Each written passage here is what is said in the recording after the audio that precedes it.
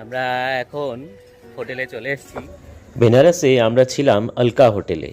দশাশ্বমেধ ঘাটের পাশেই মীর ঘাটে অবস্থিত, আর একদম গঙ্গার ধারে। প্রথমেই চলে এলাম কাশী করিডোর দিয়ে ললিতা ঘাটের কাছে। আমরা ললিতা ঘাটের পাশ থেকে বাঁদিকে তাকালে দেখতে পাচ্ছি মণিকর্ণিকা ঘাট, আর ডান দিকেই হচ্ছে ললিতা ঘাট। এরপর আমরা চলে এলাম শঙ্করাচার্য চকে।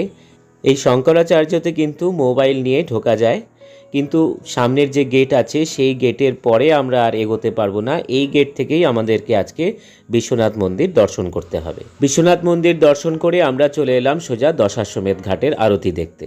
যদিও গত কয়েকদিনে গঙ্গার জলস্তর বৃদ্ধি পাওয়ায় গঙ্গার ঘাটে কিন্তু এই সন্ধ্যারতি বা গঙ্গারতি হচ্ছে না। পাশেই একটা প্রাইভেট প্রপার্টির ছাদে সেই আরতি হচ্ছে, কিন্তু চিরাচরিত যেভাবে আরতি হয়ে থাকে গঙ্গার ঘাটে সেটা কিন্তু খুব মিস করলাম।